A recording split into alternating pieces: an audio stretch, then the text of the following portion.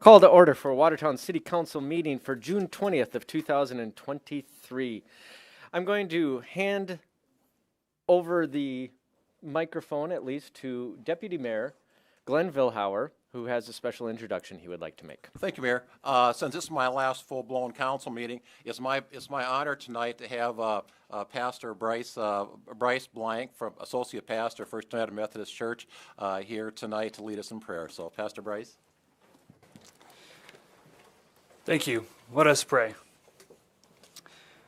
Holy and loving God, we ask your blessings on the people who have called to lead our community, in which we live, we work, and we play.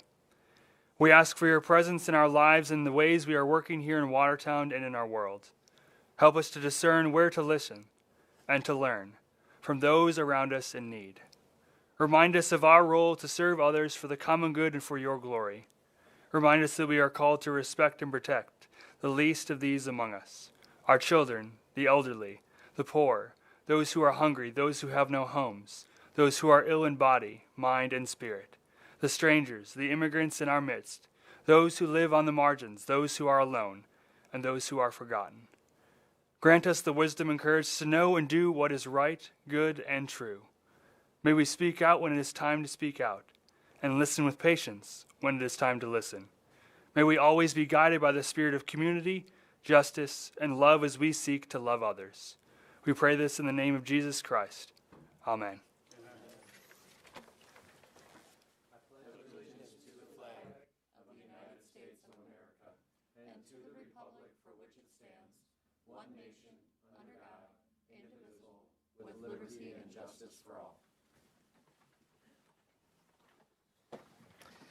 City Manager Mack, please call the roll.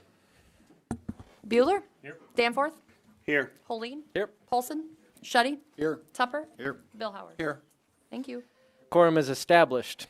The chair will entertain a motion to approve today's consent agenda. Second. Motion made by Councilman Tupper, seconded by Councilman Bueller. Any discussion on this, council? The motion is to approve the consent agenda. All those in favor, please say aye. Aye. Any opposed, say nay. Motion carries. We're on to public comment section. If anyone is here who would like to address the council on something that is not on today's agenda, now is your time to do so. And I believe City Manager Mack might lead the way with something. Sure. Thank you, Mayor. I'd like to take this opportunity to introduce Chris Clifton to you all. If you want to stand and wave. Chris is the new Executive Director of the Watertown Development Company. He comes to us by way of Cheyenne, Wyoming, and has extensive experience in economic development. Also joining him are some of the executive board members, Steve Lehner, Troy Van Dusen, and Mark Dunn. We're excited to have him. I think yesterday was his official first day on the job, and he's hit the ground running.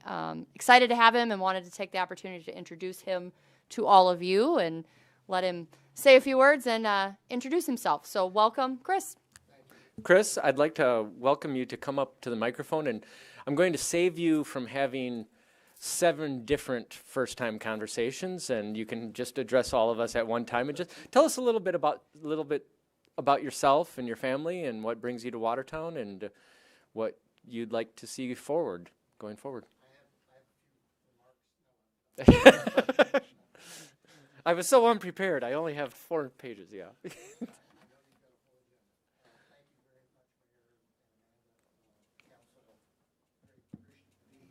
Yeah, is the microphone on? How's that? Yeah, there we go. Watertown's not the first visit I've ever had to South Dakota. I've been coming out here hunting birds for many, many years with my dad. My dad was in the Marine Corps for 20, so we spent a lot of time around the world, and he always felt that South Dakota was kind of God's country next to his home in Tennessee. So my roots are Kentucky, Tennessee. I'm coming here from Cheyenne Logistics Hub, a 3,500-acre development in Cheyenne, Wyoming that was recommissioned recently, and we've got a $1 billion oil and gas project in the biodiesel industry that's going to that site. So I've been looking for something new to do, and I had remembered Amanda, and she had remembered me from a few years ago. I've been in the private sector economic development side, everything from running the platform and all of the properties for International Paper's corporate headquarters. I had all of Canada, Mexico, the maquiladora in South and Central America for about 7 years, in a new strategy we had after we spun off a lot of pulp and paper operations. So I did a lot of transactions in North America. I've worked for REITs, doing medical office development. I've worked in the development side for senior living, senior adult living, also medical office development. Worked for 2 other REITs in Nashville and also Indianapolis on the medical office diagnostic and the surgery center side. So I've been developing and building in many, many states throughout the country. Most of my experience has been in the Southeast. Cheyenne was one of the first ventures out west. I did do a project up in Kalispell, Montana, so I was out there for about a year or 2. Lived all over the world, with family that was in the Corps. So between Southeast Asia and Germany and Italy, coming back, I grew up. My high school years were in Michigan because Great Lakes was my dad's last duty station. So you can tell I've got a little bit of a Midwestern accent, but I still, you'll hear me say y'all every once in a while too. So that's probably roots from my mother's side more than anything. A lot of project activity. I've done projects from big steel operations, $1 billion project with Nucor, to food projects with Procter & Gamble and Quaker Oats. I've got a pretty diverse background, but I'm kind of approaching this position more as a private developer. I think there's a lot of opportunity with the real estate holdings that you have to enhance what we have and to attract some new companies, but more importantly, work on helping the companies that are here to expand and grow. That would be our first priority. Thank you very much. Council, anyone like to say anything? Other than welcome, we're glad that you're here, and we look forward to great things happening in Watertown. I look forward to working with you. All right, thank you very much. Any further public comments? I'll close the public comments section. Chair will entertain a motion to approve today's agenda. Motion made by Councilman Vilhauer, seconded by Councilman Schutte. Any discussion on this? Hearing none, the motion is to approve the agenda. All those in favor, please say aye. Aye. Any opposed, say nay. Motion carries. Item A is a second reading of an ordinance amending the zoning map of the city of Watertown for the livestock sales company lots from its current designation of I-1 light industrial to C3 highway commercial district. For more information, we will go to our Public Works Director, Heath Von Eye. Thank you, Mayor. Yes, this is the second reading or rezone where the city of Watertown ourselves are the applicants. This is on property that was recently procured for the construction of our new street maintenance facility along Highway 20. This has had its first reading here, the last formal meeting of the City Council. Prior to that, the Planning Commission did not recommend approval of this rezone by a vote of 2 to 4. That was on their May 25th Planning Commission meeting. The proposal is to rezone a portion of that 27 acres from I-1 to C3 highway commercial. This rezone request does conform to the comprehensive land use plan as far as the designated 3C highway commercial proposed use. The area being rezoned is a little under 11 acres and meets all the minimum requirements for C3 zoning district establishment. Part of the reason for the city to request this rezone on our land is so that this northerly portion of our 27 acres is readily marketable for a C3 highway commercial use, and then also directly correlates to commitments for an active commercial development that would like to locate within that rezone area. With that, I'll stand by for any questions. There's been off and on discussion on this rezone, but I'll stand by for any questions and help answer them. Thank you. I will open up a public hearing. Is there anyone who would like to address the council on this subject? I'll close the public hearing, open it up for council action. Do I have a motion to approve the ordinance? Motion made by Councilman Bueller, seconded by Councilman Vilhauer. Open it up for comments. Councilman Tupper. Public Works Director Von Eye. During that the Plan Commission meeting, what was their biggest objection to it? Was it the 10th Avenue? Yeah, that's correct. And that's since been answered with the direction of the DOT that they're fine with everything? Yeah, that's correct. At that meeting where this rezone was considered, we did not have the formal and final approval, written approval from the DOT. We had prior conversations with them that alluded to the fact that they would approve it, but we didn't have the formal approval in hand. Since the Planning Commission's meeting, we have that formal written approval from the DOT in order to connect a westerly extension of 10th Avenue onto Highway 20. With that, it requires us to remove some of these individual access points, some you can see here on this aerial, that exist along Highway 20. Of course, the logic being the fewer points of access that we have along here, the safer that will be. And this 10, 11 acres would then be channeled down onto 10th Avenue in order to access Highway 20. Subsequent to the Planning Commission action, I'll also note at their next meeting, they took action on the plat for this subdivision, in which they unanimously approved that plat, which will be an action item later on here in the council meeting tonight. Follow up, Councilman? Then there was some questions at that meeting about access to some property behind there that was privately owned. That's been addressed, and all parties are good with that. I haven't had any direct communications with Aero Trucking here to the south, but you can see on this aerial that, this pathway that's worn through this land here that's now the city's is how they access this parcel of theirs. But with that proposed 10th Avenue extension, again, that'll be formalized through the approval of the plat later on tonight, presuming that that is approved. That would provide them access to this lot. And then I've also noted at other meetings that their lot is also contiguous to Highway 20 right-of-way, where they could potentially secure an access there from the DOT as well. Thank you.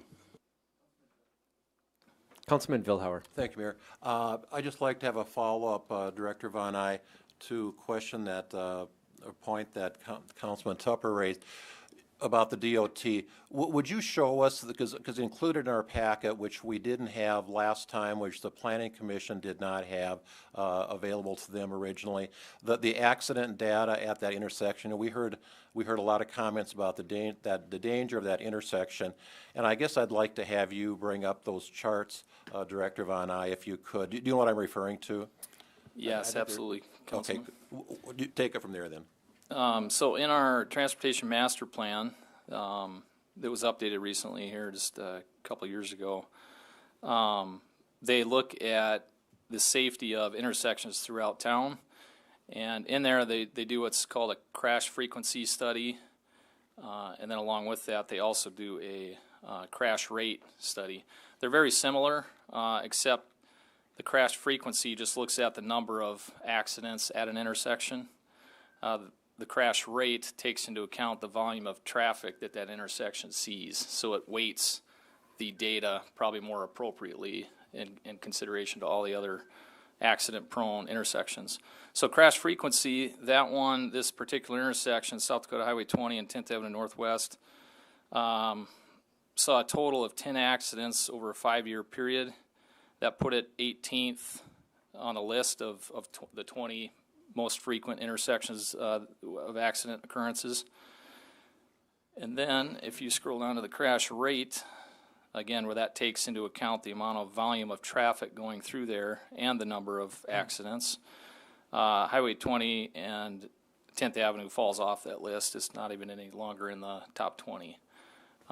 So it was a concern, what the accident rate is at that intersection. This data, I think, shows pretty clearly that are there accidents there? Absolutely, there are. Are they of an alarming concern or of any concern with the current condition? No, they're not. And would this development trigger any additional concern?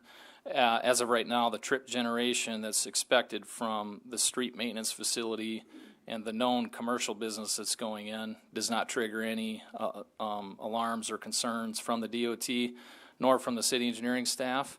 And all I would say is any subsequent development, the DOT will require us to provide them that information to see if any subsequent development triggers any concerns of theirs. And, of course, city engineering staff would look at it the same way as well. Follow-up, Councilman? Thank you, Mayor. Thank you, Director Von Eye.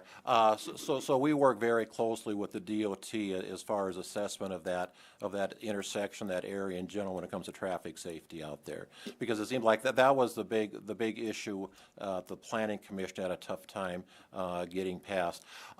Just a comment, as I look at the permitted uses for an I-1 industrial area versus C3, I mean, this seems to be an ideal area for a C3 developing a new area town.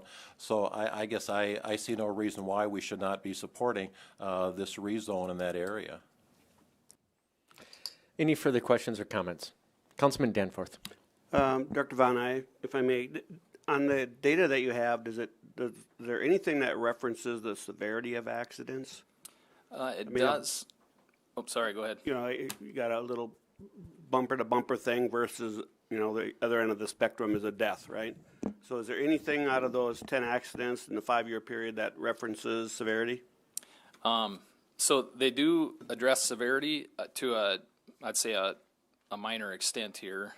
They rate these, or they number these crashes as in accordance with a fatality, a major injury, a minor injury, or a possible injury. And just so happens all 10 of these at this intersection were all property damage only. No personal injuries were recorded at all at that intersection. So property damage only obviously means the vehicles were damaged and or adjacent property or buildings.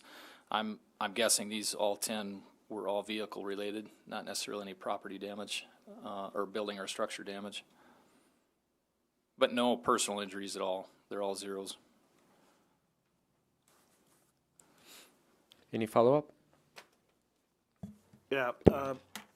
If as we go, first of all, Councilman Villauer's comments I agree with. I think it's really a great location for some additional commercial development in the northwest part of town, and I think there's a good property for that, and I think that was our intent in part, once we were looking at buying this land outside of the city's requirement. But if as this progresses and we get the city's street department developed there and the commercial aspects of things start to take shape, if we start seeing issues there, could that prompt something to be done then at that intersection, such as lighting most likely?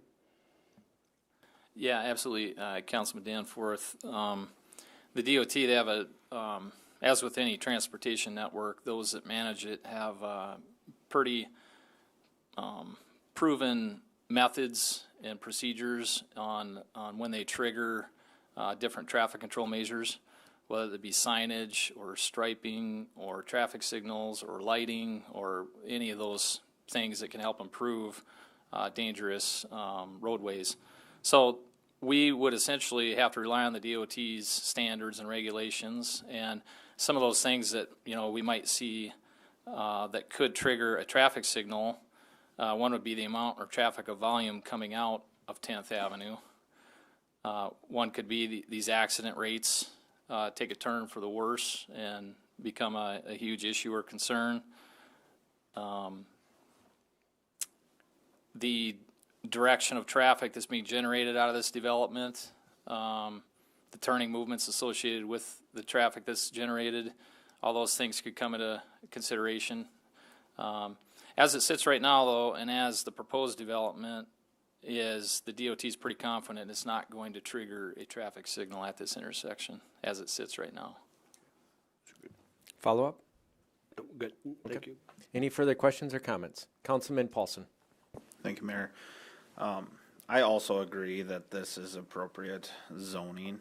I've addressed some of these comments in the past, and Councilman Danforth hit it on the head. When we purchased this property, the full intent was to use the portion that we're not using on the city side for commercial use, and it is definitely, obviously it's adjacent to Highway 20. This is 100% appropriate, and I fully support this. Any further questions or comments? Councilman Shetty. Thank you, Mayor. More of a comment. We have the beauty of hindsight, having the state's written recommendations. So just publicly, too, wanted to thank the Planning Commission for their vetting of this, but we were fortunate they didn't have that written, like we said earlier, they didn't have the written state's approval of it. So that does help us in our decision. And so just, again, trying to work together as a team there, the Planning Commission and the council. Thank you. Thank you, Councilman. Any further questions or comments? The motion is to approve the amending of the zoning map. All those in favor will please say aye. Opposed, say nay. City Manager, call the roll. Well, now I gotta make sure I have my list. Okay, Bueller. Yes. Danforth. Aye. Pauline. Aye. Paulson. Shetty. Aye. Tupper. Bill Howard. Aye. Motion passes. Motion carries.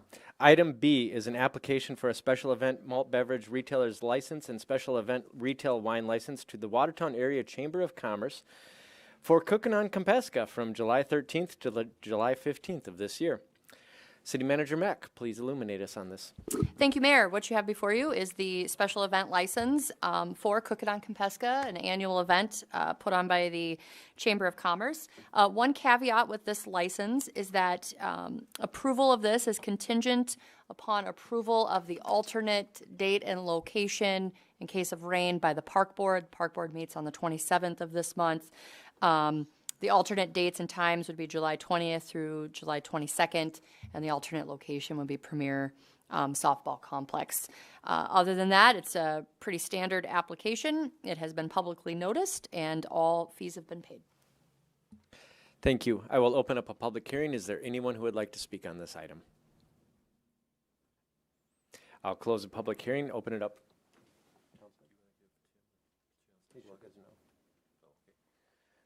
Actually, I know you don't need to talk about it, Director Sheehan, but if you wanted to plug Cooking on Compesca, you have an open mic to do so.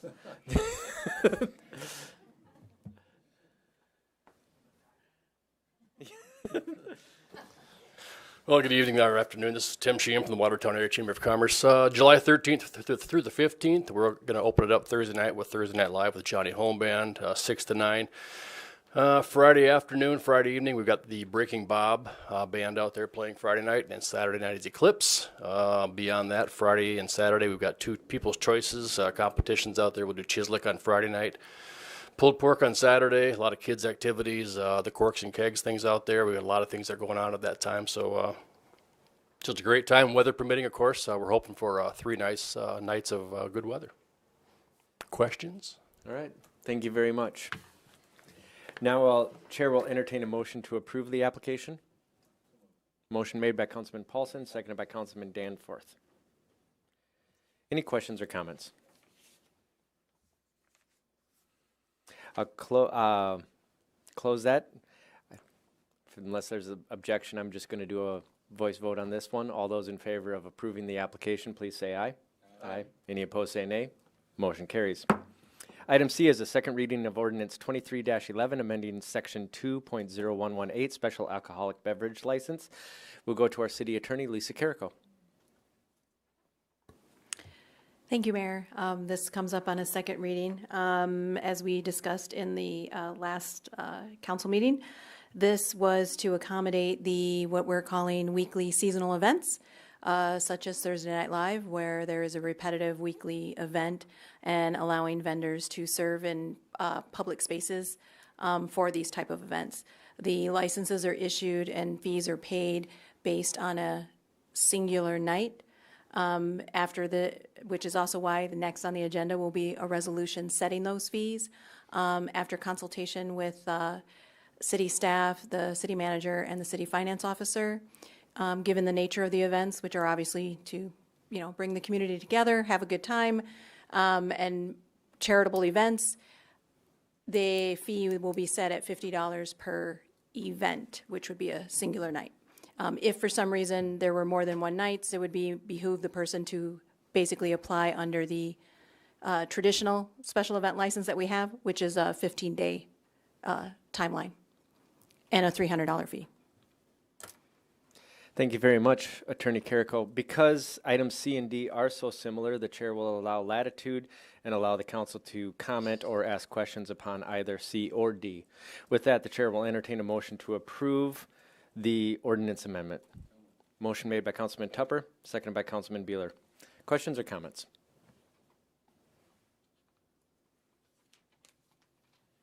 Hearing no debate, I will go to a voice vote. All those in favor of approving the ordinance amendment, please say aye.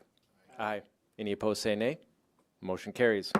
Item D is an approval of Resolution 23-21, establishing the alcoholic beverage license fees to special events and weekly seasonal events.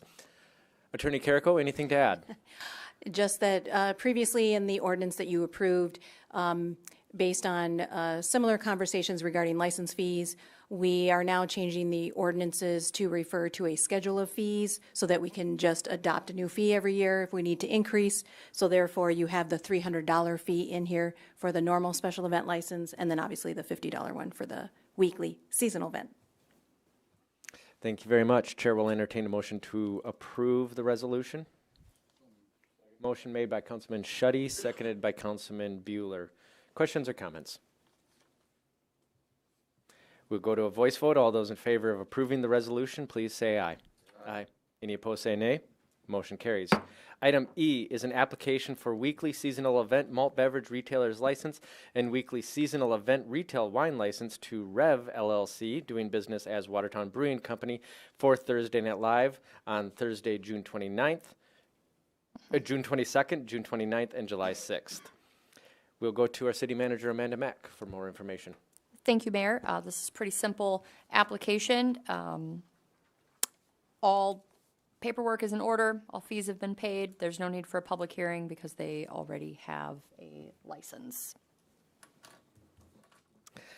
Thank you very much. Chair will entertain a motion to approve the issuance of the license.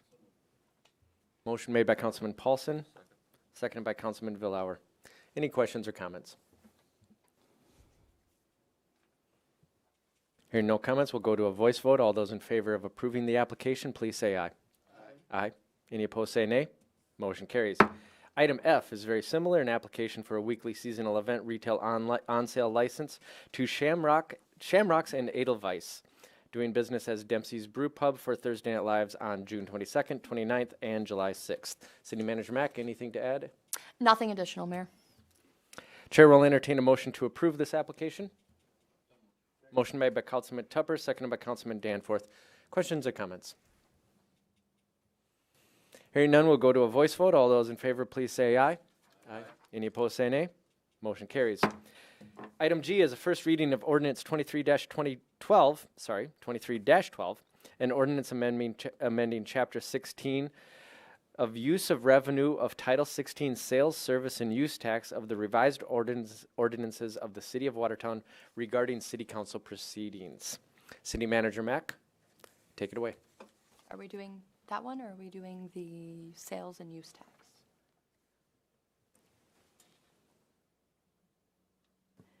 Okay. I just did G. Looks like it was the way it was drafted in the. Okay. Do you, Well, no, we're good. Sorry about that, Mayor. Okay. City Manager, do I need to amend the motion if we're not taking in all of these at this time? I would just leave off the regarding city council procedures Okay. from the motion. Chair will make that correction. So we will strike the final four words regarding city council procedures when it comes to the motion. City Manager Mack? Thank you, Mayor. You may recall that this is the second time you're seeing this, but it's a first reading again because we did make some changes to the original proposal. These changes would allow for a one-time transfer from the second penny fund, the 212 fund, into the general fund during the budget time. If it were deemed appropriate, council would pass a resolution to authorize that transfer. Additionally, what it does is allow for the purchase of capital equipment to come out of the 212 fund. The definition of capital equipment would be equipment purchases over $25,000. It's a first reading, so no voting on this evening, but I'd be happy to answer any questions you might have. We'll open it up for questions right now. Council, Councilman Danforth. Let's see. Either City Manager Mack or City Attorney Carrico, as I read the paragraph under 16.0107, use of revenue, it gets confusing. The second paragraph is confusing me. Maybe it's just because I was hot and almost fainted today, but I read this and I just kind of don't understand it. It says, the first one says revenues received from the first 1% tax, I'm assuming that's our first penny, okay, shall be deposited in the general fund of the city and may be used for lawful purposes. Revenues received from the tax in excess of 1%. That's the second. Okay. Right, that's the second penny. Okay. It should either say in excess of the 1%, so it's referencing back, or why don't we reference the second penny so we have clarity? I couldn't tell you why it's written that way. I can tell you that when I was looking at other communities, it's written the same way. So I don't know if when all these communities passed their second penny ordinance that this was just the standard language they used. Lisa might have more information on that. My assumption, again, kind of going along City Manager Max, was because it kind of models the way the state statute references the ability to have a second penny. And so therefore, it could also be, the city could have had an additional tax of just half a penny, and so it's anything over that 1 penny, if that makes sense. Clear as mud, right? Okay. I'll go with it as long as you know, but it really isn't. The way it's written doesn't appear to say what we intended to say. Mm-hmm. Because it says anything in excess of 1%, not the 1%. So now, you're those saying are two different issues. You would like it to say the first 1%, Correct. similar to the first sentence. We can do that. Otherwise, it's only saying anything in excess of 1% of the taxes, right? It is different in how you say it. It can be interpreted differently. That's true. And what we're saying is we have first penny, second penny. Are you sure you're not a lawyer? I should be. I would consider that a minor change. Okay. Councilman Danforth, Councilman Shetty. Thank you, Mayor. Just to kind of reflect, we talked in our work session that one of the examples given for this proposal was because of equipment purchases that are coming out of the general fund. And now we're switching it, removing those equipment purchases over to the capital improvement fund. And that was mainly the main expense, at least given at the work session. That was what was driving this. Being that we've moved it over from the general fund, the equipment purchases over to the capital improvement fund, I'm still struggling with seeing the need for having this one-time proposal once a year, moving funds from the capital improvement to the general fund. If someone could embellish on just what other reasons would there be to move this over? City Manager Mack. Thank you. It's hard to truly speculate. The real reason is it gives flexibility when necessary. One thing that I could think of off the top of my head is the 2022 budget. When we put that together, we included one-time dollars in there for wage compression adjustments, so the compression that had occurred when we moved to the new salary matrix. Something like that would be a one-time, it's not an ongoing expense. It's going to be a big hit to the general fund. The 212 fund is sitting really healthy. It's not going to hurt to take it out of there. If we were going to, I'm even hesitant to say these things out loud because I don't want people to think that this is what's happening. But, if we were going to change the sick leave payout upon retirement, and let's say we were going to do away with it, but we're going to do some kind of payout to everybody who's eligible right now. It'd be a one-time shot, here's $100,000, whatever the number is. I could see it being used in those instances. Gosh, I can't think of any other specific examples. It's just really allowing flexibility. And if you're budgeting within the guidelines that are set, it should be pretty clear when it's appropriate and when it's not to use that. Councilman Shetty, follow up. Yes, thank you, Mayor. And thank you for that. I understand there is a lot of thought, and over the years of experience in this, my question or quandary is just opening up that door for future councils, future administrators to transfer funds. We've talked about, guardrails, ways of protecting that. Some would probably say, myself, there is always a fair amount of capital improvement that can be done. So if we have a healthy capital improvement fund, let's use it for more capital improvement in areas around the city that we could use it, just roads or whatever else. So I'm still, like I say, I'm still kind of processing this. But anyway, if anyone else has more insight on this, that's kind of where I'm sitting right now. Councilman Vilhauer. Thank you, Mayor. Manager Mack, it's not in the ordinance, but I think you answered my question. The capital equipment purchase, you referenced $25,000. Yes, so that would be the internal policy that we would use when we determine what is a capital purchase and what is not. There's a threshold right now for capital.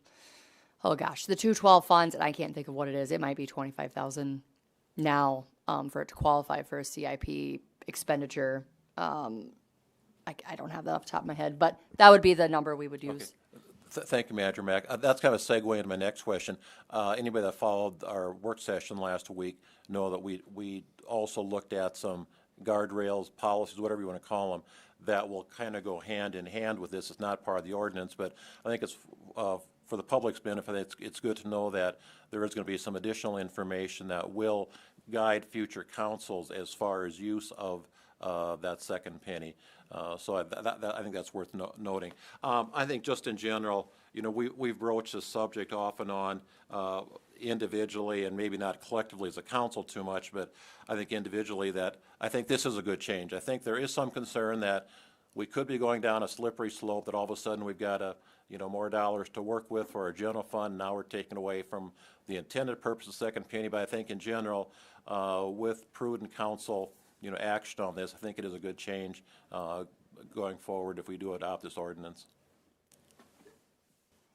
City Manager Mack. I would also comment that currently we do have the ability to transfer from the 212 fund into the 911 fund. And we also have the ability to transfer from the general fund into the 212 fund. So if we ever do run into that situation where the general fund is relatively healthy or has some excess where the 212 fund may be short, the transfer can work the other way as well. Councilman Tupper. So just, some of the comments I've heard on the street and read in social media and stuff that, some of the people that would totally be against this one thing I got to remind them is this is not an automatic every year. This will be set up to the council, who's ever sitting at these seats every year, to look at and make that decision. So it's not like we're just changing everything right now and it's going to be from here on out. It'll be looked at every year by staff and the council. So thank you. Councilman Paulson. Thank you, Mayor. I do think that this provides us the flexibility that sometimes we do need, especially in the realm of equipment. We have pushed off a lot of equipment throughout the years that we're finally starting to address. But again, I know you've mentioned before, we've taken about $1 million out here and there for equipment upgrades, and I know our staff starts to suffer a little bit because they don't have the proper equipment or new equipment, or they're constantly working on old equipment. And I think that this helps us in that area, but also other areas that you've mentioned. And I think this was a necessary step, but I know we have talked about safeguarding it and making sure that it's not abused in the future. But I think that also will take care of itself with not only our city manager and our finance officer making their necessary recommendations to the council, but also the council is being held accountable by the public. And so if they see something that they don't like, the public's going to obviously say something. And, there are elections. There's one today. So I think that there is accountability going to be happening on all sides. So I think this is appropriate as well. Thank you. Thank you. Any further questions or comments from the council? Councilman Danforth. Yeah, let me ask a question first, and I'd like to make a comment, Mayor. Road repair, street repair comes out of the general fund, right? Unless it's a major project? Oh, no, it comes out of the 212 Does it fund. always come out of 212? Yes. Okay, even all road repair? Yes. Okay.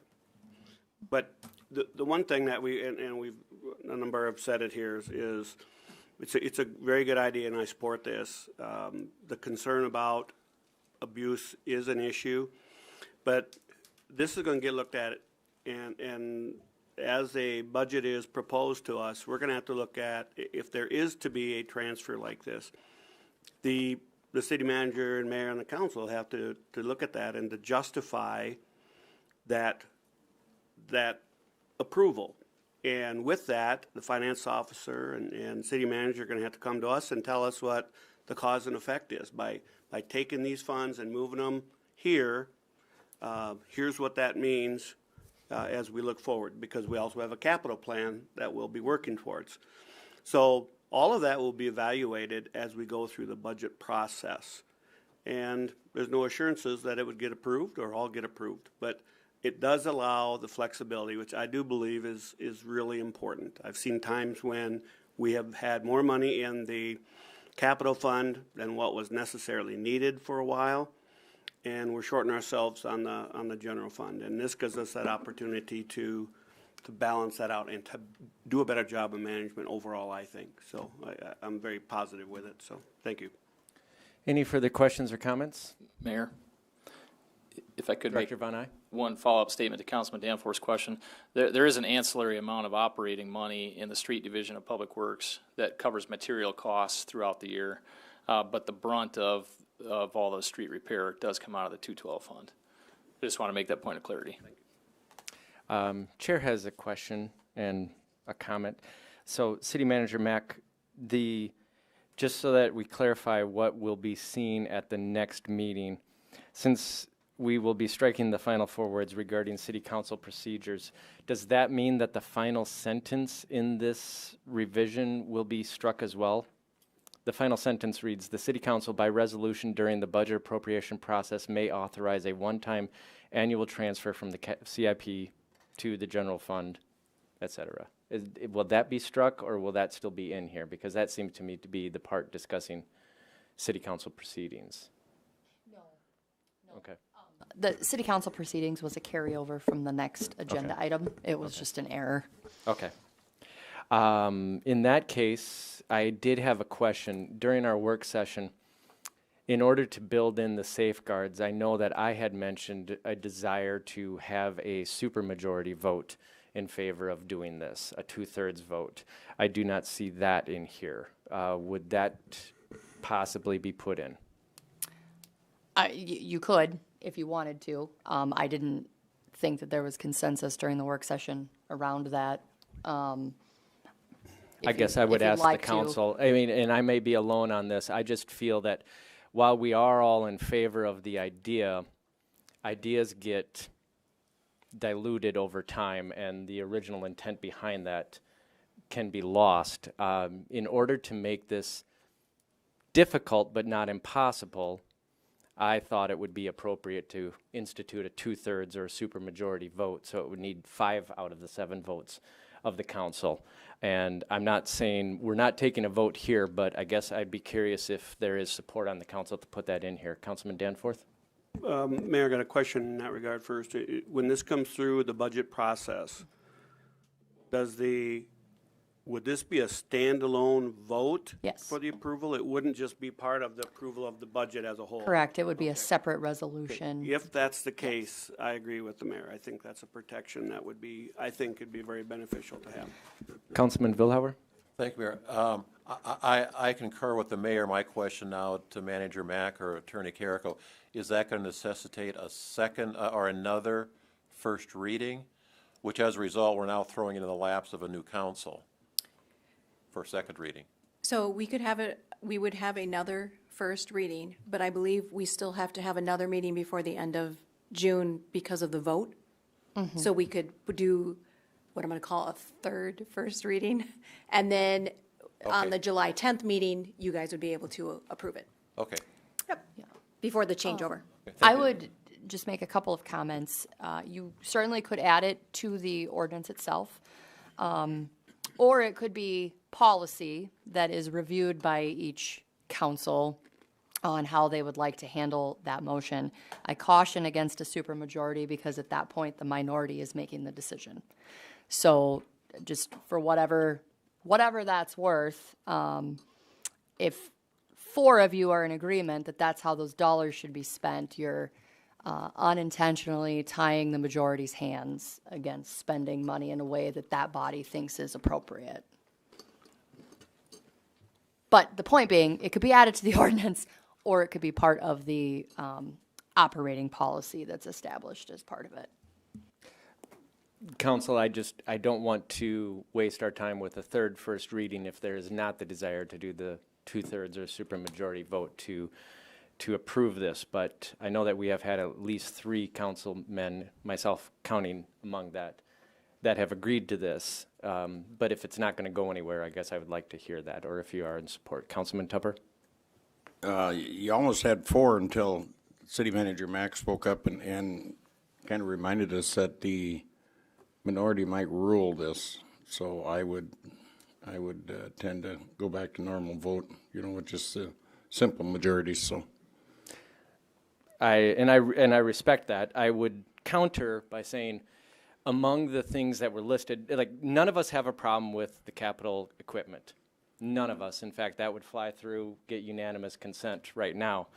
But to put this in ordinance, which it would be doing, and then to rely upon a policy after the fact, just seems to be, I wouldn't mind making it a little bit more difficult. And I would say simply because of my past experience as an elected official, I've seen it all the time where the person or persons, and this is nothing against City Manager Mack or any other person who would be in charge of the budget, but it becomes something that I have seen all the time where the person in charge of the budget says it's a one-time expense, would never happen again, but then it's built in and then it's expected. I would say the examples that you said, sick leave, let's say if you had to appropriate extra money for sick leave, well, the employee unions are going to then expect that level of sick leave then the next time around. I'm saying they're going to argue for it. No, that's not what we're talking about. Like if we were going to end a program and do a cash out to employees, it's different than saying this year you get 5%, next year they're going to expect 5% plus more. That's they're two different things that we're talking about is what I was saying. These truly are one-time expenditures. If we end the retirement program, again, I'm not advocating for that. If we end that, it wouldn't be in existence anymore to have costs associated with it in the future. Councilman Shetty? Sorry, Mike. Or sorry, Councilman Danforth. Thank you, Mayor. On this point here, for me personally, Councilman Paulson had mentioned about the equipment. Well, if we're moving the equipment over to the capital improvement side of the purchases, that issue is being addressed. I mean, unless there's some other smaller amounts in there. So that's why I'm still on the fence of maybe being the only no vote on this potentially. However, Councilman Vilhauer had mentioned, guardrails, but there hasn't really been any guardrails discussed. If it's not in the ordinance, where are those when are those going to be put in? So this is one potential guardrail that may help that would at least help me in my decision. I'm still working through it myself. We got another reading coming up, yeah, I'm just thinking out loud and processing it. But I think the supermajority would be for sure a guardrail, if we were to go this direction. So, Councilman Danforth? Yeah, thank you, Mayor. part of our discussion at the work session centered around the term extraordinary. And if something were to be brought forward as a one-time expenditure, and then it's again the next year, and it's again, to me, that's not an extraordinary type event. That's an annual event at that point. It needs to be an exception event that would, or item that a council would consider for the approval. And it should be an easy sell. I mean, it really should be. It should be a one-time special event, an exception type need that is presented to the council. And I with that, because we've already moved, we're all going to be moving some of the other capital items over there. So those are just part of the capital budget and expenditure of that side of the budget anyway. So I don't think it's going to be a problem. I think the guardrails are there with that. And if we go along with on the premise that they really are exception type needs, if it comes back the same need the next year, whoever's sitting on this side better start asking questions then as to how does this happen 2 years in a row. So with that, I don't think I don't have a lot of concern with the supermajority and having the minority rule, so to speak, because it should be an easy sell if it is that important and it truly is a one-time need. I think we've got that base covered. I think, to me, that's a big step, I think. And I would coincide with my comments with Councilman Danforth, using the term extraordinary. If it is an extraordinary expense, in my mind, we're not asking too much if we're making it an extraordinary vote as well. So, but yeah, any further questions or comments? Councilman Paulson? Oh, Councilman Vilhover? I guess I want to make sure, thank you, Mayor, I want to make sure now I understand. I mean, I'm still in favor of the supermajority. Are we going to write that into the ordinance, or is that going to be part of our policy or guardrails that we will be adopting internally? I'd like to see it in the ordinance itself. So if that's the case, we'll have to have another first reading. Director Von Eye or City Attorney Carrico? Sorry. Yes, there would be another reading, but I believe we can get it all done before this council. Okay, thank you. Mr. Mayor, Director Von Eye? just from the public works standpoint, if I could just talk this, I haven't talked to this item much at all, but the concept of it, I think I should chime in on, because the public works department helps manage a great percentage of both the equipment purchase side of things and then also the 212 fund, the CIP. I wanted to just note a couple things on the CIP. The street repair, obviously that's one of the huge concerns within the community, is that we're not going to rob from this 212 fund so much that it compromises the street repairs that we're able to perform. What I did want to cite is that the current situation is the 212 has been healthy enough over the past few years where we've been able to increase our annual spending for street rehab, maintenance and rehab type repairs that are specific to increasing the pavement condition index throughout our network from the tune of about 2.4 million up to where we're pushing 4 million annually. So we made great progress in that regard, and I think that the 212 fund and the health of it has allowed for that. I also know that last year's budget we had to kick out over $1 million worth of equipment requests from the street division of Public Works. So the way I view what we're trying to accomplish here is it's another tool in the toolbox. It gives us some flexibility, some latitude to, in those dire straits where one fund is healthier than the other, or vice versa, we can manage the funds overall across the board in a meaningful way for the community, is how I like to view this. Would I like to keep the 212 fund for all streets? Absolutely. So would Rob, being in street superintendent. But we also know there's that equipment factor and those other major expenses that you have to balance into the equation. And this is just another tool in the toolbox to do so. In lieu of, what I do like about this, it's in lieu of fees or taxes.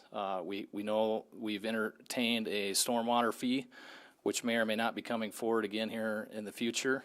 But that's currently a fee that we do not assess this community to collect money to perform some of these maintenance issues. We also do not have a street maintenance fee or a curb frontage fee like most other communities our size do.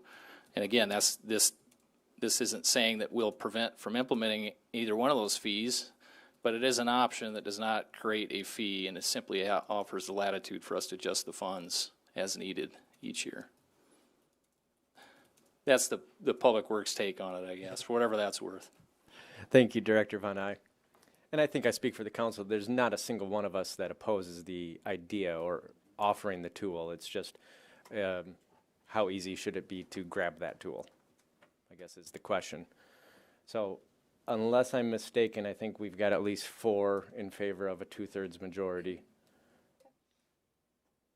Okay. So I would ask that be put in the ordinance, and then we can discuss that at the next first reading. Understood. All right, thank you. Item H is a first reading of an ordinance, of a revised ordinance amending Rule 3 of Section 7.03 regarding City Council procedures related to roll call votes. City Manager Mack.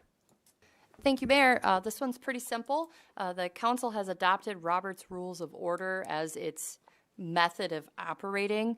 This is taking out the section related to roll call votes and allowing the mayor or the presiding officer to call the roll in whichever order they deem appropriate, rather than alphabetical. And it's a first reading, so no action, and I'll stand by for any comments or questions.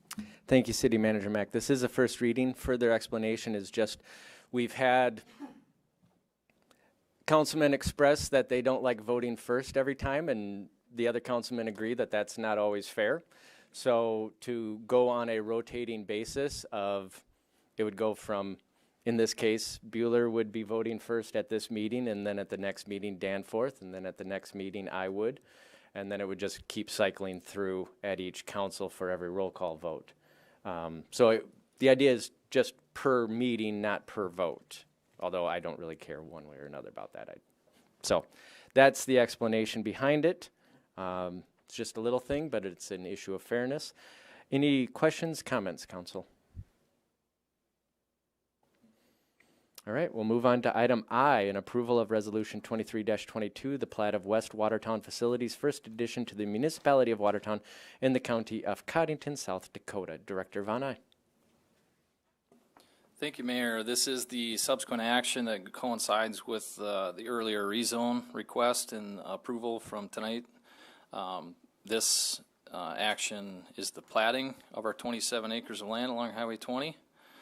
And this right here that I'm sharing to my screen on Teams is what the plat before you that you'd be approving tonight. This was unanimously approved at the Planning Commission meeting. Again, it establishes the public right-of-way for 10th Avenue Northwest, an extension to the west of Highway 20, tying in line with the eastwardly extension of 10th Avenue. It creates 3 lots. Lot 1 is where the street facility is proposed to be constructed. Lot 2 is a larger parcel that we would anticipate being subdivided further down the road after further interest in any of that C3 development or other interest in buying or subdividing that land from the city. And then Lot 3 is the lot, of course, that's spoken for contractually that we're working through right now with developers for that parcel. So this helps also meet the city's terms of that agreement with that developer for the development of Lot 3. With that, I'll stand by for any questions. Thank you. Chair will entertain a motion to approve the plat. Motion made by Councilman Danforth, seconded by Councilman Paulson. Discussion, council. Councilman Danforth. Director Von Eye, so this establishes the lots by name, 1, 2, and 3, and then it also then formally dedicates that 10th Avenue extension westward as far as a right-of-way for that, correct? Correct. So in the future, if that, which would be, I can't see what it is, lot, the big triangled one, is that lot 2? Correct. Okay. As that, which we hope, develops, then any access road that we'd previously talked about up to there then would just be a part of that planning, or will that get replatted up there so that we have that access back to 10th? How does that work? You see it? You understand my question? Are you referring to up into this? Yeah, Are there any road extensions as up here? development starts up in Lot 2 along the highway. We'd said we want to service that development via a service road versus coming directly off of Highway 20. So when does that potential road come into play? Would that be a future platting? Would that be because you'd have a right-of-way, et cetera? Yeah, potentially. What would drive that, Councilman Danforth, is dependent upon who would buy or who would want to develop this and what they'd want to do with it. If they can buy and develop it in a way that doesn't require any road extension up here into Lot 2, and it meets all of our development standards, that would be permittable. And if they did want to buy it and subdivide it in a way that did require a road extending off a 10th up into here, that too could be acceptable, but it's really just going to be simply driven by whoever comes to the table wanting to develop that land. And they would replat at that point. Correct. Lot 2 and do multiple lots, or Correct. Identify the right of way, correct? Yep, absolutely. Okay, yep, thank you. Any further questions or comments? The motion is to approve the plat. We'll call the roll. All those in favor will say aye. Opposed, nay.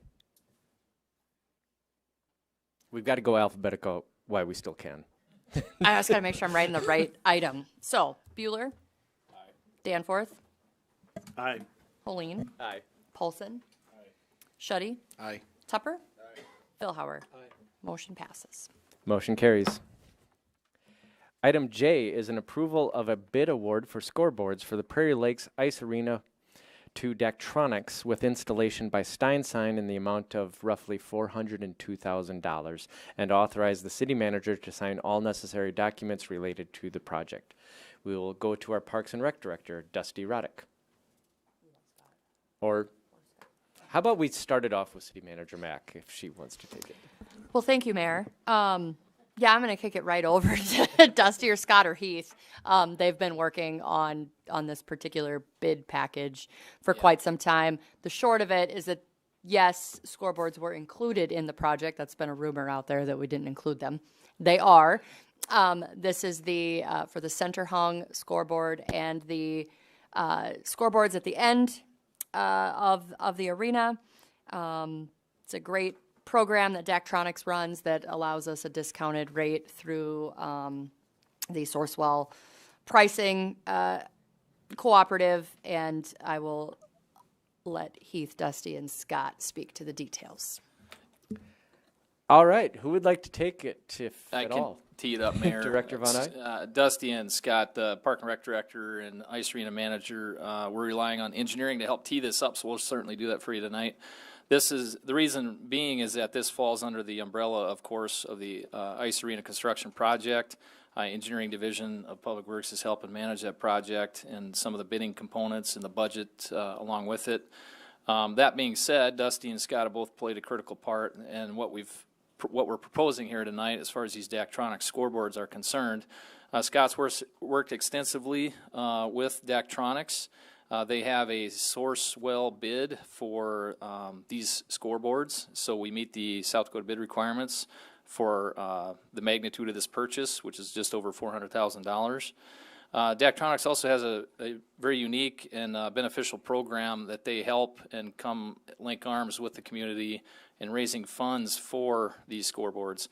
Scott has worked with Daktronics extensively and have raised all but, I believe, just about $38,000 remaining of that over $400,000 purchase. So with that, we'd like to approve this bid award and proceed with the procurement of these scoreboards so that they're in place in time for the opening of the facility. And we will work to iron out that additional $38,000 of sponsorship that Mr. Glow is pretty confident we'll be able to secure over the coming weeks and months. And we'll shamelessly put a plug in for that right now. If anybody wants to sponsor a spot on these scoreboards, get a hold of Scott Glow, the Ice Arena Manager. with all that being said, I'll pause there, and Scott or Dusty can pick up with any loose ends that I left.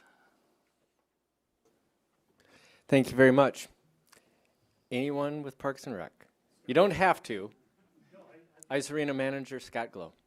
Thank you, Mayor. Yeah, we are selling scoreboard sponsorship packages for this scoreboard. Is your microphone on? Is the green light on? There we go. So we are selling scoreboard sponsorship packages through Daktronics. It's kind of a lease-to-own program. And like Mr. Von Eye has indicated, we have secured or verbally committed to several of those packages already, totaling almost $65,000. And we're fairly confident that we will get the rest of those sold prior to this scoreboard being installed in the new arena. Thank you very much. Now we will accept a motion to approve the bid. So moved. Motion made by Councilman Tupper, seconded by Councilman Villauer. Open it up for discussion. Councilman Tupper. When we originally, I mean, this is part of the total bid package, correct? So, yeah, let me talk the budget if I could briefly, Mayor, Councilman Tupper. Please do. So the overall project amount, of course, just shy of $36.4 million. We had an $84,000 allocation in there for scoreboards. But for this Daktronics program that has fundraised sponsorships for these scoreboards, we only otherwise had $84,000 parked in the budget.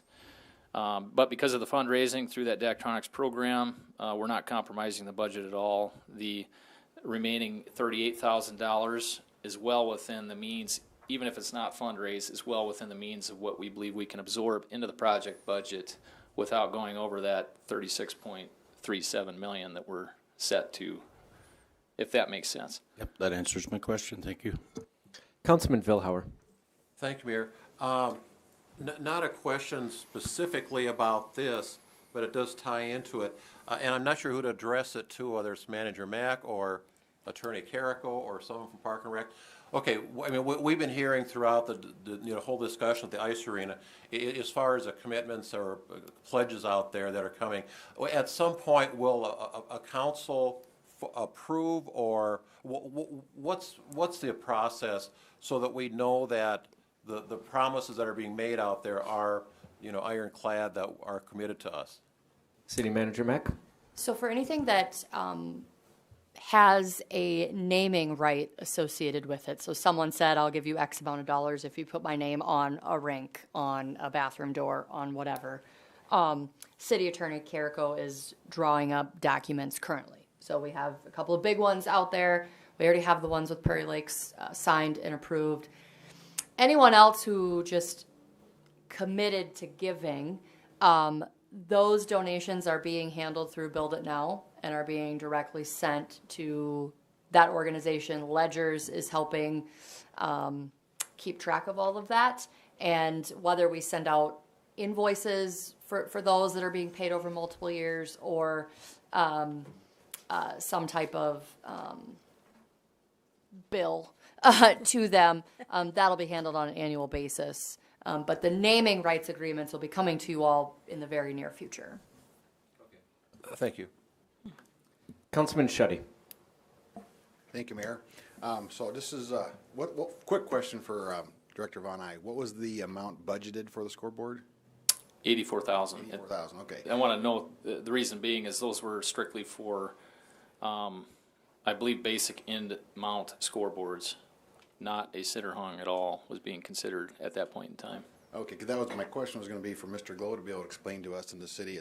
Some are going to look at this and go, $84,000, $402,000 for a scoreboard, versus just flipping a little red and green little flipper with the score like a soccer game. But but I'm just curious, what are we getting? That's what I was curious. What are we getting for the difference? Yeah. If you've been in the Watertown Civic Arena, it's identical to the digital center hung scoreboard in the Watertown Civic Arena. Okay, that's simple, I guess. If you're aware with the arena, then that's what we're getting, similar to that. Okay. Yeah, you'll be able to, show commercials, obviously, replays, things like that on this four-sided center hung scoreboard. Can people propose on that too, or? We could maybe line that up. Kiss cam, yes. Yeah. All right, thank you, Mr. Gold.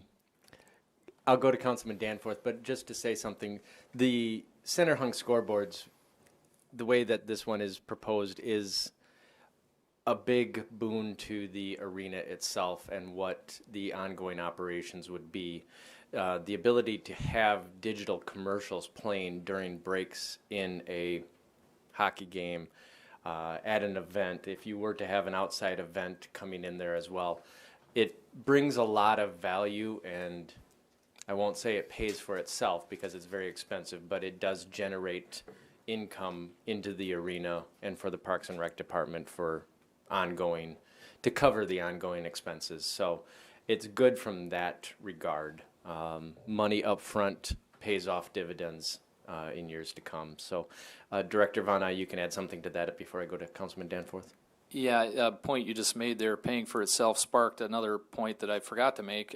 These sponsorships that we've obtained, they're good for 5 years, and then they'll be renewable, resellable from there on. And so while it may not pay for itself for quite some time, it will be a source of revenue for the ice arena as we move forward with this operations. Councilman Danforth.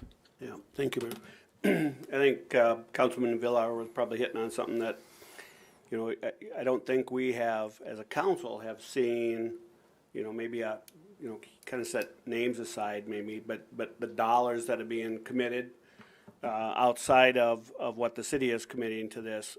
I think it would be prudent if we knew what that schedule looked like and get an annual update of where we're at in regards to, we should have gotten X dollars this year and we got X dollars or whatever we got. Because those shortcomings in the midterm or in the meanwhile, we're paying for that and waiting for the reimbursement.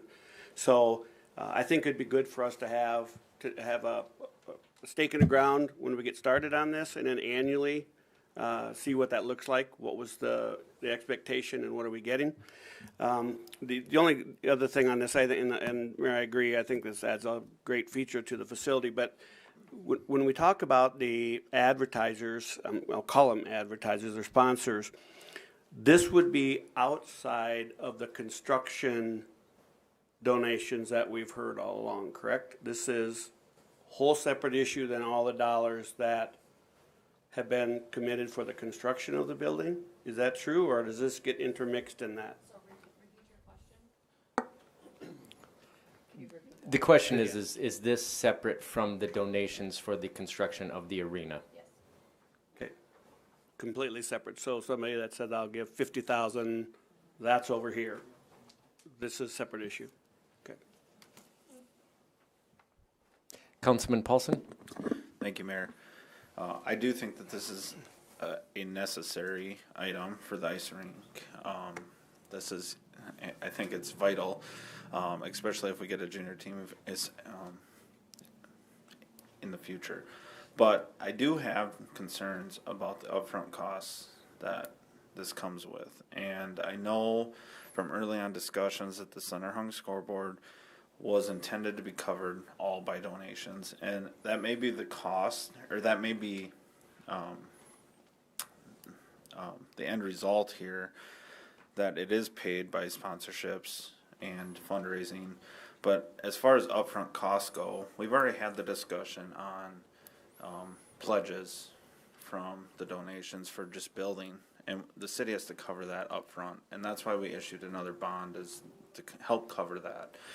So is this going to affect that even more, or, I mean, can you guys detail that a little bit more? Because, I mean, $300,000 is quite a bit upfront. City Manager Mack? Yeah, I can speak to that a little bit. We currently have cash on hand 3 years worth of bond payments. And that does not include the annual payment that we get from the hospital. So it included it for this year, but that's going forward. So the cash that Build It Now has collected, that's sitting in their bank account, is 3 years worth of bond payments. As far as the upfront costs go, we I'll let Heath or Scott speak to that. But to your point about ongoing payments, yeah, we're very cognizant of that. But we do have it covered for the next several years. This lease program is over a 5-year term. So the sponsors know they'll be paying annually once the scoreboard is installed. So they'll make their first annual payment sometime December or January, whenever this scoreboard is installed. Okay. Councilman Tupper? Do these payments go directly to the city or do they go to the Daktronics? They'll go to Daktronics to pay the lease. Okay, that's what I thought, so. Yep. So that upfront cost really isn't being paid by us, correct? It really isn't. It's all by the sponsors. Yep. Any further discussion? The motion is to approve the bid award for the scoreboard. We'll call the roll. All those in favor will say aye, opposed nay.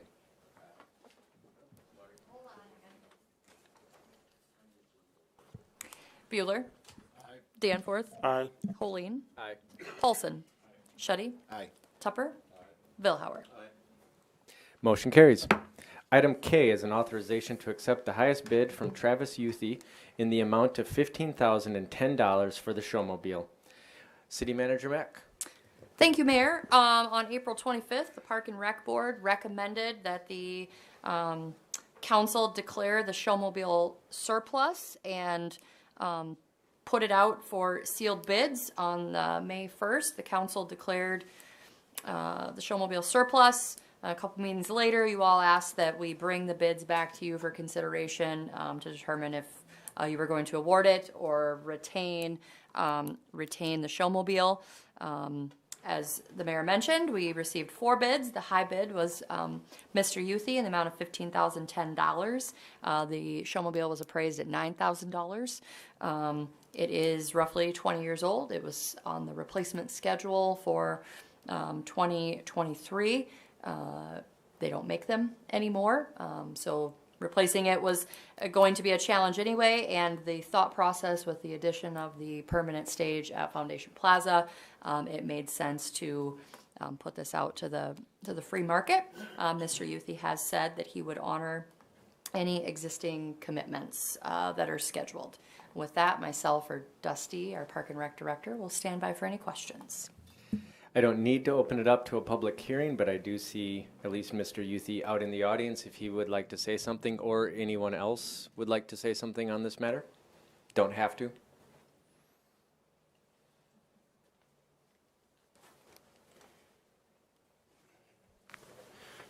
Good evening.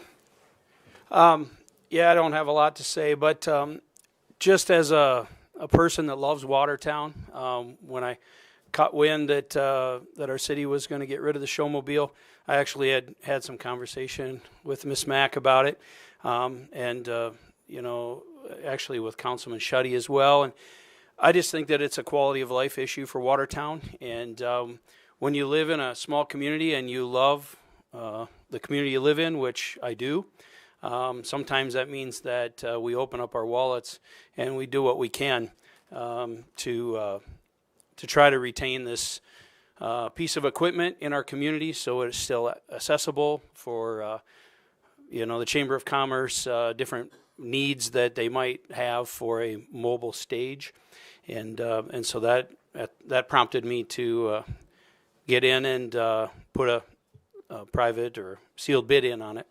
And so, you know, frankly, I'll be honest with you, if you guys choose to sell it to me, that's great. We'll still make it available to people in our community and in our area.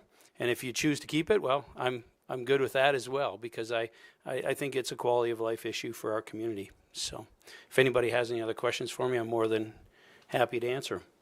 Mr. Youthy, I suspect that the question would be asked among the council, if not among the community. But if you were to win this bid tonight, what would be your plans for operating it? I mean, I know you said that you would keep it open to the community.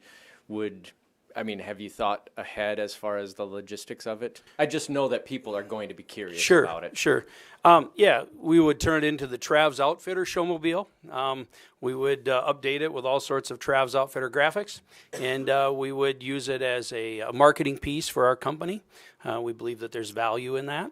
And, you know, and I told Miss Mack this as well.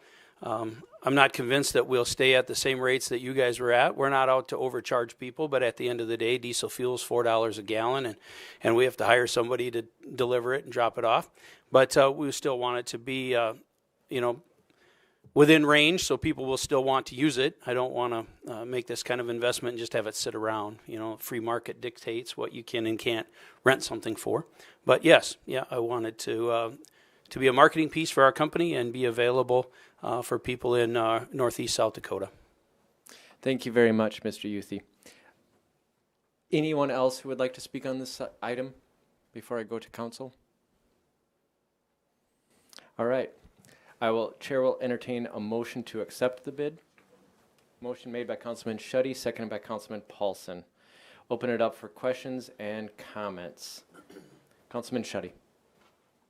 Thank you, Mayor. And thank you for sharing that, Mr. Youthy, because my reason for wanting to potentially pause, I made public some time back. After we approved it, I was for approving it going to sealed bids because I could see it from the Parks and Rec Department that their need or their better use of their labor, especially with the stage downtown. Even though we have the stage downtown, there's going to be other needs for a portable stage.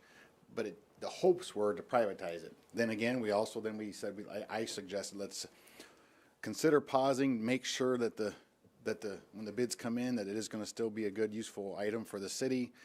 Then we chose to have it come across the council so we could look it over. And now, after having Mr. Youthy share his desire and why he's purchasing it, to me, it fits perfectly with our desire to take it off the city's side of things and privatize it, and yet still within the workings of Watertown and surrounding regions. So I guess I would be for this for that reason. Councilman Paulson. Thank you, Mayor. I also support accepting this bid for several reasons, but one, the Park and Rec board made the suggestion to the city council for a reason. It was fully vetted at that time as to whether to get rid of it or not, or declare it as surplus and open up for bids. And I fully support their decision, but I've also talked with several of them since then, several times actually, and it is a burden on staff. And that brings me to the next point is it may be a quality of life issue for Watertown, and I fully understand that, but what other events are fully supported and set up by city staff that are held by private business? And that's one of my main concerns is I fully support privatizing this for that reason. But one suggestion I would have is possibly in the near future building a permanent structure out at City Park where not only the city band could play, but that could be used for other events. And I think that would open up City Park.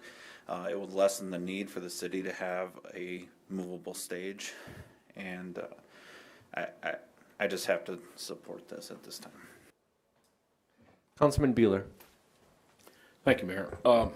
You know, I had to take a little pause when I looked at all of the information we've acquired over the months, you know, and I thought for a moment we needed to probably hang on to this. And I know there's been a public outcry. Most of the folks I've talked to, which is a lot of people have come up to me asking about the situation with the showmobile.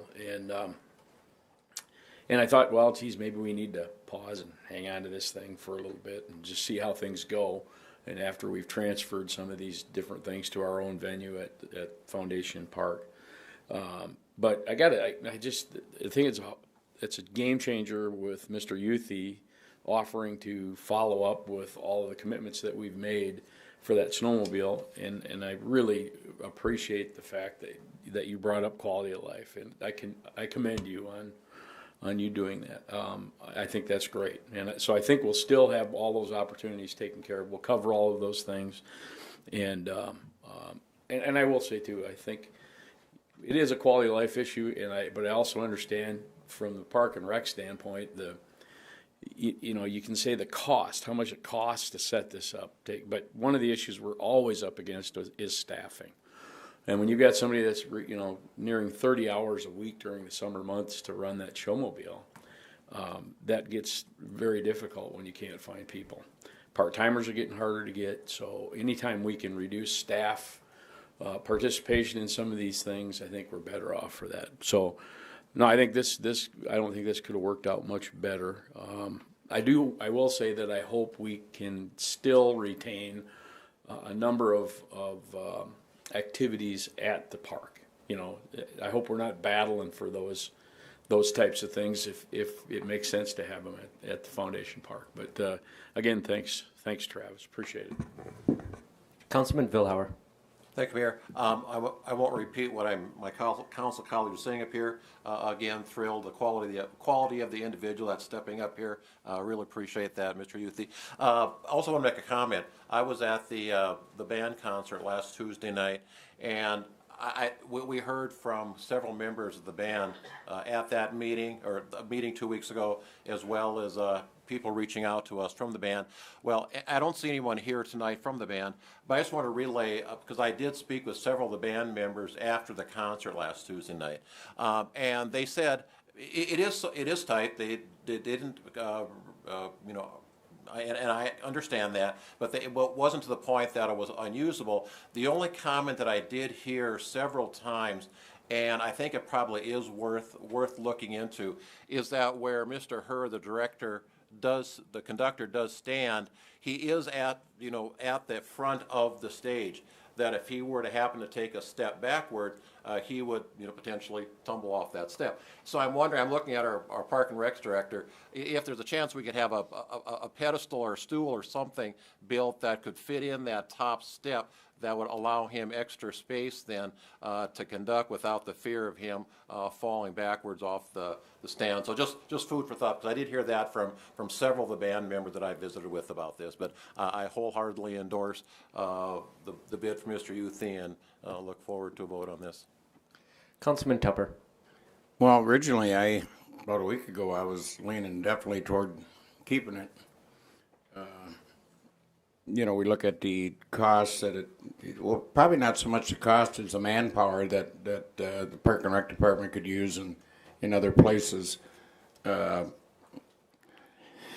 Huge outcry from the community to keep it, and the more I think about it, I think we're kind of covering all tracks with this with the community. They're still going to have the access to it through Mr. Youthy, and the Park and Rec Department's going to have the proper use of their employees. So I think I'd have to probably approve this tonight. So, any further discussion? The motion is to approve or accept the highest bid. All those in favor will say aye, opposed nay. City Manager Mack, please call the roll. Bueller. Aye. Danforth. Aye. Holeen. Aye. Paulson. Shuddy. Aye. Tupper. Billhauer. Motion carries. Item L is an authorization to declare the Wells Fargo building as surplus property and to sell by sealed bid. City Manager Mack.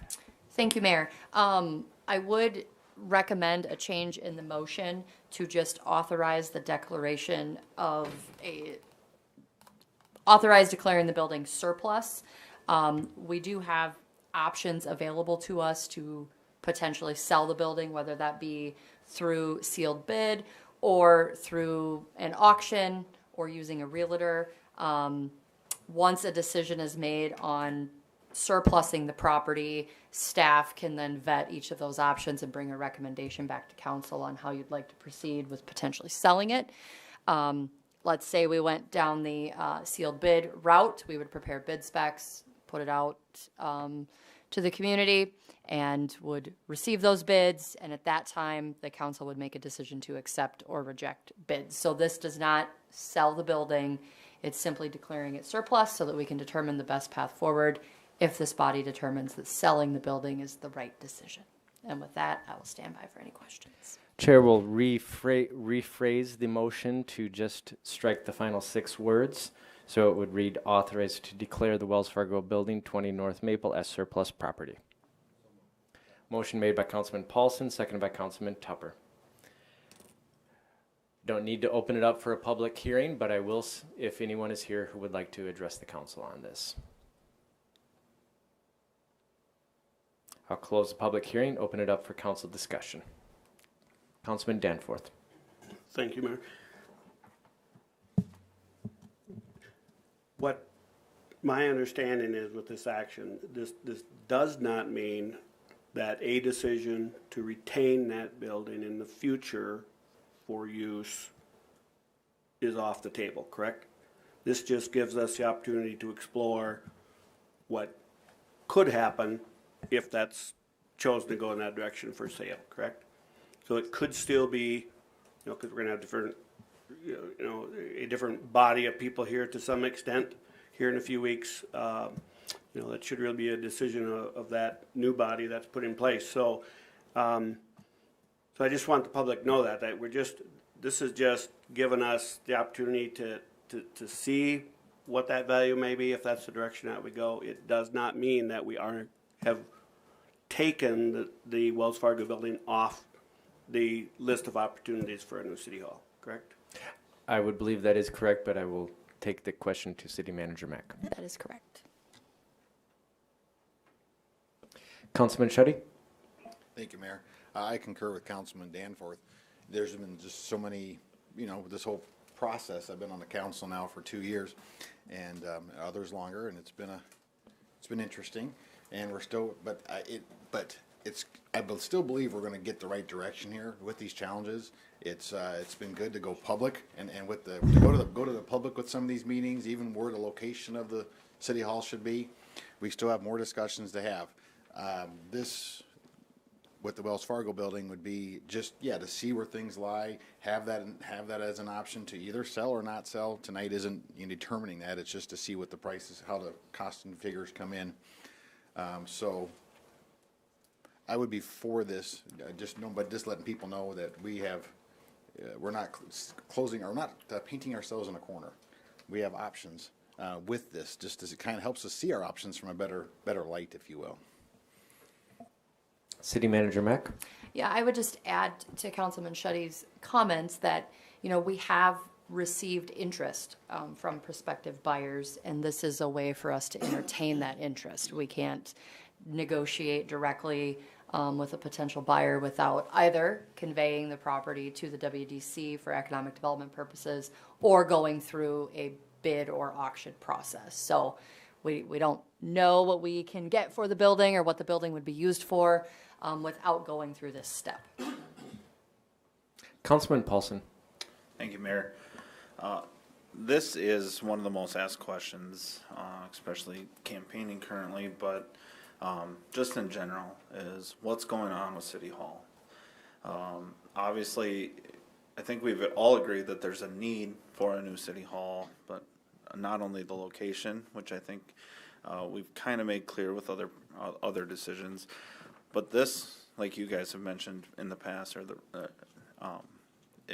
this just gives us more options to answer to the public saying, yes, we have other options, but is it the route we want to go? This does not mean that we're moving it in, getting rid of this building, but it gives us just an additional option to play with. And I think that that's really vital right now, especially with the bidding market that we've seen for renovations, but also is it even in our interest to move forward in a new direction even yet again. And that's why I do support this as surplus at this point, but like we've stated before, that does not mean we're intending to sell this at this point. It just gives us another option. Councilman Vilhauer. Thank you, Mayor. Just to follow up on Councilman Shetty's comment about being on the council 2 years, I've been on a lot longer than that, so we've discussed this a lot longer than that. As I cycle off this group, I do, if I have any regrets, this is one of them, that we have not been able to pin down a site, location, future, et cetera, for City Hall. But this, to me, is a necessary next step, just to explore what our options are, not to commit us to anything necessarily, but this is, to me, a logical next step in this whole process. Any further questions or comments? Chair would like to say something. I'm going to put a call to action out among the community, particularly the people who filled this council chambers a while back, telling us that we couldn't possibly consider moving City Hall out of downtown. I would say your voices were heard. Now I would ask you to put your words into action and help us find a clear vision as to what to do. Part of that may be finding someone who wants the Wells Fargo building and would bring further economic development to downtown Watertown. That is prime real estate that I have always said could be possibly better used for private sector. It would keep it on the tax rolls, it would add more value to the downtown location, and City Hall can find other locations. So I would just ask, your voices were heard, you came forward, you wanted to be heard, you were, and don't just stop there. We are asking the community to help us find a solution for this, just as we asked the community for a solution on the ice arena. And that's how that finally came to a decision after so long. So I am going to use the bully pulpit and ask for public help on this. And that means helping us find someone who might be interested, helping us find a different location, helping us find a way to afford this. We want to find a solution. I'll say this is going to be my parting gift to Councilman Vilhauer. We will find a solution within the 2 years that I have left, I hope. So, but don't want to pass that off to other council. But truthfully, I'm asking the public, you've shown your passion, keep that passion going and help us find a solution. Thank you. Any further questions or comments?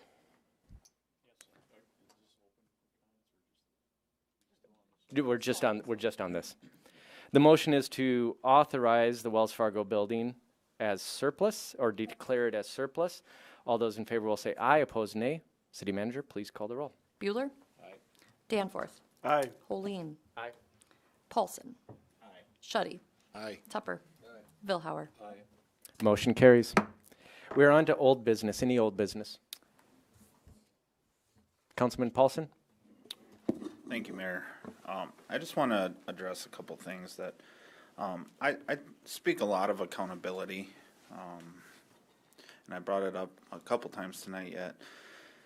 And I do get a lot of backlash from some of the things I say, but I also get a lot of support for it. And I don't just say things to say things. I support it with fact, and I back it up with what I'm hearing from the public, the people that elected us. And I just want to point out that if I hurt feelings because I ask a question or ask for a conversation, then so be it. I think accountability comes with hard questions sometimes. And sometimes I like to demand answers to questions that I have and that I'm hearing from our community members. And I think that that's important because we're here to protect and to serve our community members in their best interests and to make them go forward and let them live a better life. And that's why we were elected. And that means protecting their tax dollars. And so if there's organizations using tax dollars, I think that their accountability should come in front of the council, and we should be giving them feedback. And that goes for everything. And I will stand by that until the day I die. And I think it's really, really important for this community. So I'll take the heat for whatever may be coming. Tonight may be a reckoning, if people don't see it that way. But there's been calls for my removal. There's been calls for censorship. And that's okay. I'll take those calls and I'll answer to them, just like I want answers from other people.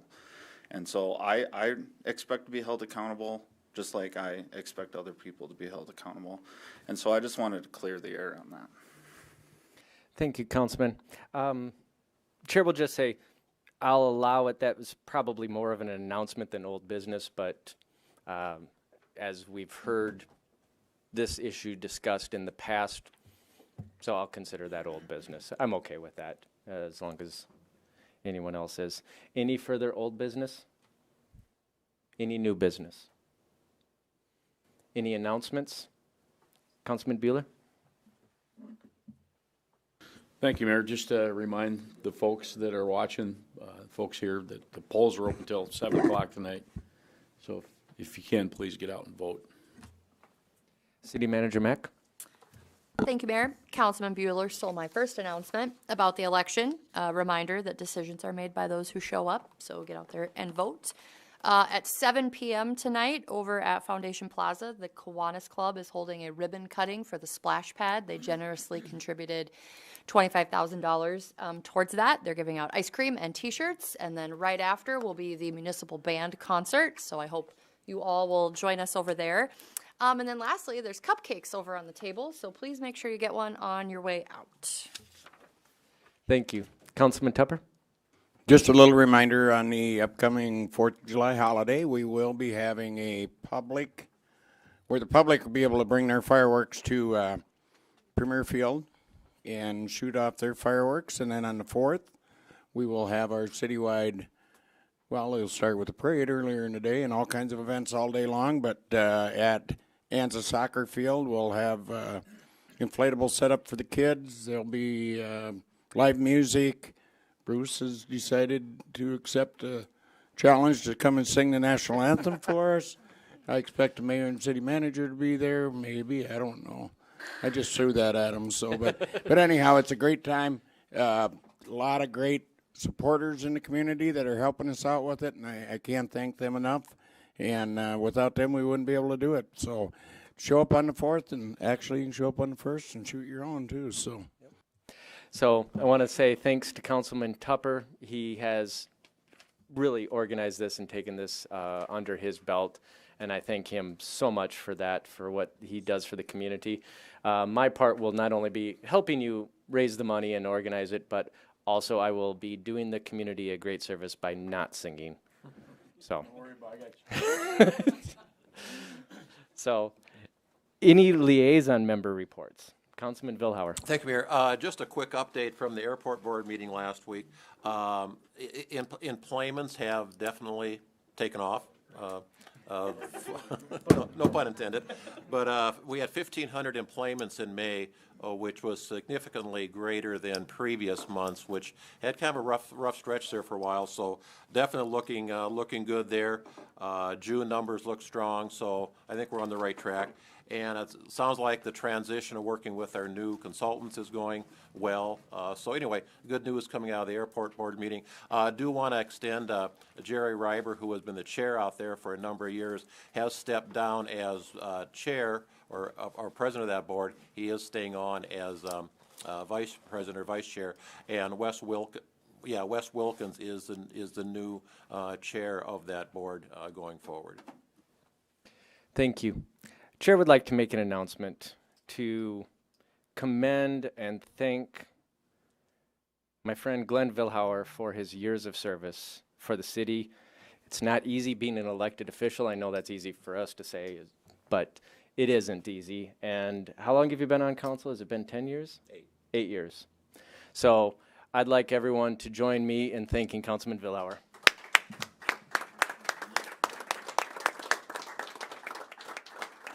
Well, don't put me off the pasture yet. I've still got 3 weeks to go yet. So. Oh no, we're not going to let you vote anymore. I'm not done yet. but thank you, everybody. Anyway, this is the last full meeting out in public, so this I thought would be the appropriate time, and I thank Amanda for reminding me of that. Any further announcements, liaison reports? We have no reason to go into executive session, therefore the chair will entertain a motion to adjourn. So moved. Motion made by Councilman Vilhauer, seconded by Councilman Bueller. Any discussion on that? Hearing none, the motion is to adjourn. All those in favor will please say aye. Aye. Aye. Any opposed say nay. Motion carries. Good night and God bless you, Watertown. Get out and vote.